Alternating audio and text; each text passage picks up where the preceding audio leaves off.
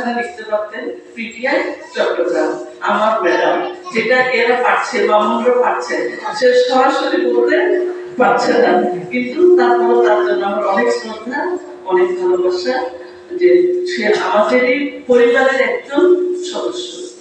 তো তার কবিতাগুলো আমরা সবাই শুনেছি, তার কবিতা আবৃত্তি, সে আমাদেরকে এই কবিতা লিখে আমাদেরকে উপহার দিয়েছে। এই জিনিসটা আমার কাছে অসাধারণ লেগেছে। যারা পরে আসছেন তারা হয়তো দেখেন যায় এই কবিতাগুলো এটা আমাকে নিয়ে লিখেছে, একটা সভাপতিকে নিয়ে লিখেছে, একটা বিশেষ অতিথিকে নিয়ে লিখেছে।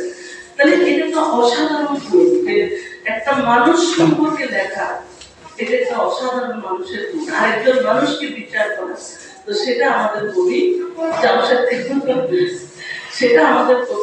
জামশেদ খান, তিনি আমাদেরকে আমাদের ক্যারিকেচার যেটাকে আমরা বলি, তিনি আমাদেরকে তুলে ধরেছেন তার কলমের গুলিতে।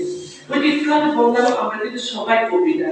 মামুন আমার অনেক প্রিয় ছাত্র, আমার অনেক কিছু, ওরা আমাকে নিয়ে কোনোদিন এই পর্যন্ত একটা লাইভ ফেসবুকও দেখা যায় আমাদের সাহায্য ব্যাপার, এটা গুণের ব্যাপার, ভিতর থেকে আসতে হবে, এটা গুণের ব্যাপার। যেমন বেলায় তো মানে পিছন পিছনে ছিল পিটিএতে, দেখছে কোনোদিন কিন্তু জামশেদ বেলা কোনোদিন লিখতে পারে, কারণ এই গুণটা আল্লাহ, তাই না? সেটাই বলছি। যেমন জামশেদকে এই জন্য শ্রদ্ধা করি, পছন্দ করছি, যে চলে গেছে আমাদের কাছ থেকে, কিন্তু চিন্তায় চেতনে মনে আমাদেরকে রেখেছে। যেখানে জায়গা কেন আমরা সবাই শিক্ষক, আমরা শিক্ষক সমাজ, এখানে সবাই আমরা শিক্ষক। স্যার আপনি যখন দেখলেন উনি পরিবেশবাদী, উনি রসায়ন নিয়ে লেখাপড়া করেছেন, খুব ভালো লাগলো, কারণ আমার হাজবেন্ডের রসায়নের লোক, এবং রসায়ন মতো দেখলাম যে রসায়ন সমিতির সাথে উনি জড়িত। ছোটদের বললাম যে স্যার ওখানে কিন্তু আমিও জড়িত, রসায়ন নগর সমিতিতে আমার হাজবেন্ড যেহেতু সদস্য, তো সদস্যের ওয়াইফ তো সদস্য, তাই না? আমিও আমাদের ছোট ছোট একটা জায়গা আছে আমাদের রসায়ন সমিতিতে, স্যার জানেন এটা সামনে ইলেকশন, আমার হাজবেন্ডের নামটা এখন খুঁজছে, তখন থেকে খুঁজছে, নামটা আমার কাছে আসছে লিস্টে। যাই মজা করে বললাম যে এগুলো হচ্ছে আমাদের জীবনের খণ্ডচিত্র। ঠিক আমরা যখন কঠিন একটা সময় পার করছি, তখন জামশেদের কবিতাগুলো আমরা যারা শুনেছি, যারা আমরা দেখেছি, আমি দেখেছি অনেকগুলো কবিতা, ওনার কবিতার উপজীব্য বিষয় হচ্ছে সমসাময়িক কথাগুলো, একেবারে ঘরের কথাগুলো, সহজ সরল সাধারণ কথা, একবারে আটপরের কথা, যেগুলো আমরা সবাই বলি, কোনো কঠিন শব্দ প্রয়োগ সে কোথাও করে না। আমি বেশ কতগুলি কবিতা এখানে বসে বসে তার একটু দেখলাম যে তার লেখার ধরনটা কেন,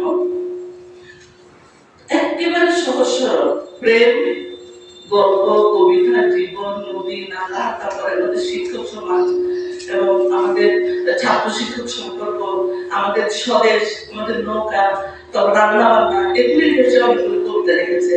এবং 171 নম্বর কবিতাটা যদি আপনারা পড়েন, 171 নম্বর কবিতাটা সে লিখেছে তার প্রিয়তম স্ত্রীকে নিয়ে। জি হ্যাঁ, যে সে আমরা যে তার যে অনুভূতি, যে ভালোবাসার যে প্রকাশ, ভালোবাসার যে অনুভূতি, সেটা কি করলো। আমি মনে করি একজন কবি সেখানে সার্থকতা, কে কবিতা লিখে যে মনের ভাব প্রকাশ করতে পারে, আর পাঠকের মনে কখন নাড়া দিবে।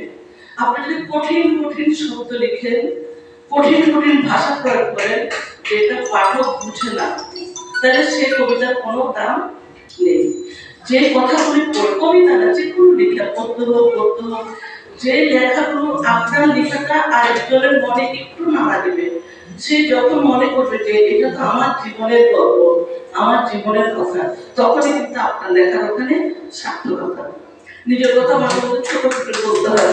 আমি নিজের জন্য আমি ফেসবুকে ছোট কতগুলি গল্প লিখি, অনুগল্প যেটাকে আমি নাম দিয়েছি, এরকম প্রায় আমার 50-60টা গল্প আছে।